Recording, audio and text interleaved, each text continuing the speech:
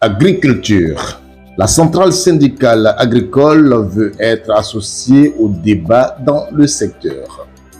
Nous demandons et souhaitons à être associés et impliqués dans les débats présents et futurs concernant les producteurs agricoles, à l'instar de ce qui se passe actuellement avec les fonctionnaires et leurs syndicats, a souhaité M. Seydou Kiebré, président national de la centrale syndicale agricole.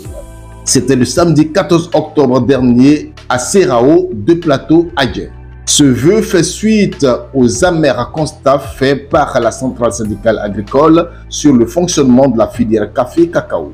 En présence des hommes de médias, des producteurs du secteur agricole, des présidents de coopératives ainsi que des présidents d'associations et syndicats agricoles, M.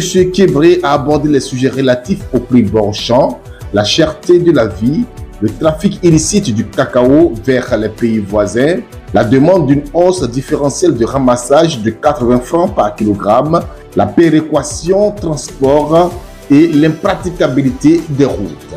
D'entrée, le conférencier a rappelé les prix bord champ du café et du cacao, respectivement fixés à 1000 francs et 900 francs per kilogramme. Une bonne nouvelle qui a été de courte durée à cause de son acquiescence avec l'augmentation du prix du carburant dans un contexte marqué selon lui par la pauvreté endémique dans laquelle se trouvent de nombreux producteurs de cacao. Dans un tel climat de cherté de la vie, les producteurs agricoles, à l'instar des autres couches de l'écosystème socio-économique de la Côte d'Ivoire, ne savent où donner de la tête face à cette autre situation intenable, s'est lamenté le représentant des producteurs. Il a martelé qu'avec le système de vente anticipée, les producteurs de café et de cacao de Côte d'Ivoire ne bénéficient pas de la montée actuelle des cours mondiaux, contrairement à ceux des pays voisins.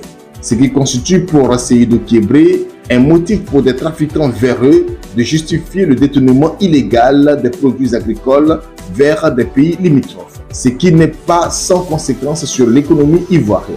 Il y a quelques jours, après une tournée aux frontières ouest de notre pays, nous avons produit un message clair et précis dans ce sens, ce qui a permis la saisine de plusieurs camions des trafiquants à la satisfaction des autorités compétentes, a fait savoir le président national de la centrale syndicale agricole.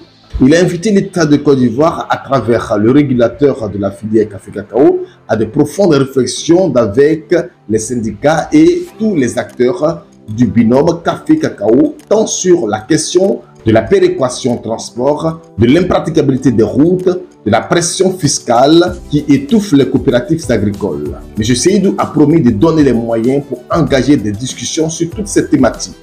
Avec une économie essentiellement basée sur l'agriculture dont le pilier est le café-cacao, la Côte d'Ivoire, notre pays, ne devrait pas et ne doit pas ignorer les planteurs quand il s'agit de réfléchir sur les thématiques les concernant au profit d'une certaine élite de fonctionnaires logés dans les bureaux UP d'Abidjan et parfois coupés des réalités agricoles, a-t-il dénoncé avant de poursuivre pour dire qu'une économie qui se veut solide et viable ne saurait se construire, se développer sans maîtriser l'un de ces leviers du triptyque production, transformation, commercialisation. Le président Seydou a conclu son propos en appelant à un lobbying et un plaidoyer pour qu'une loi facilite l'actionnariat des planteurs à travers leurs structures dans les usines à créer pour la transformation locale des produits agricoles en vue d'une valeur ajoutée réelle sur leurs conditions de vie et de travail, s'inspirant de l'article 7 de la loi sur le code minier numéro 2014-138 du 24 mars 2014.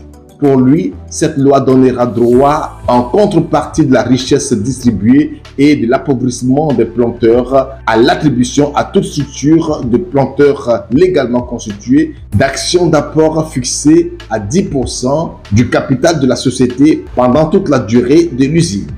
Rappelons que la Côte d'Ivoire est depuis plusieurs décennies le premier producteur mondial du cacao. Ce rang devrait avoir un impact positif sur les producteurs et pourtant.